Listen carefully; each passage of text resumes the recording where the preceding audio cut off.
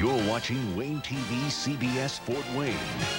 This is News Channel 15's Weekend Report. Coverage you can count on. The Fort Wayne International Airport may not be the first airport that comes to mind when you're making your travel arrangements, but big changes could be in store for the facility that would change all of that. Good evening, everyone. I'm Julia Moffett. And I'm Scott Klein. The local airport authority and Fort Wayne Chamber of Commerce have agreed to jointly fund an air service study for the Summit City and its airport. The purpose is to see what can be done to increase air service in and out of the Fort Wayne International Airport. Since 1985, the facility has undergone nearly $90 million in major renovations, but still the service in and out of Fort Wayne is limited. That's one thing officials hope to change by doing an air service study.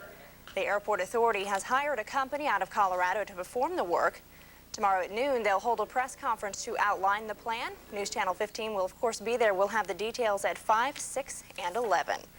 A candy company from Ohio gets sued because of its suckers. A couple from Washington State says their young son was hurt by a pointy sucker.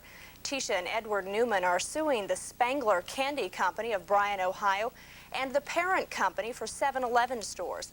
They say they bought an Astro Pop at a 7-Eleven in April of '96, which punctured their son's throat. The Astro Pop is a cone-shaped sucker on a cardboard stick. The lawsuit asked for compensation for medical expenses, distress, and loss of future income. It's an emotional time for thousands of GM workers in Flint, Michigan. GM announced the closing of its Buick City plant in 1999. Many of the affected workers say they're angry with the company. They're also mad because they claim the closing just doesn't make any sense. Cost-wise, we're less than 30 hours per car. GM's average is 38. Our roots are here. Our grandparents worked here. You know, people are questioning, what's going on? GM has announced plans to build another plant in Flint soon after the other plant closes. We've got a bizarre accident which almost sounds like it came from a Hollywood script. A plane flies away, leaving the pilot on the ground. It happened today in Urbana, Ohio. As a pilot was warming up his single-engine plane, the throttle stuck, so he jumped out and the plane took off.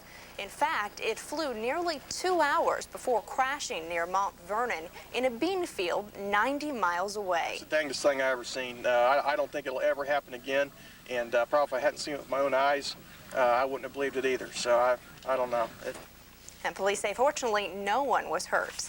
A small county in Illinois awoke this morning to a shocking scene. Sheriff investigators in Vermilion County say 35-year-old Todd Roberts broke into his in-laws' home, shot his father-in-law, then himself. Roberts kicked in the back door looking for his estranged wife, who was living there. He allegedly tried to shoot her but missed. That's when the father-in-law tried to talk Roberts down but got shot instead.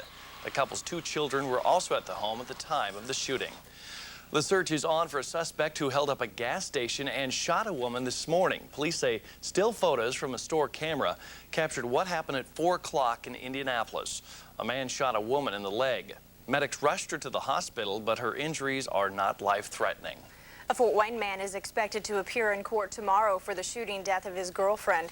Officers found 23-year-old Andre Curry in a home on Winter Street Saturday afternoon, yelling and very hysterical. Inside, they discovered the body of 23-year-old Alana Gaines.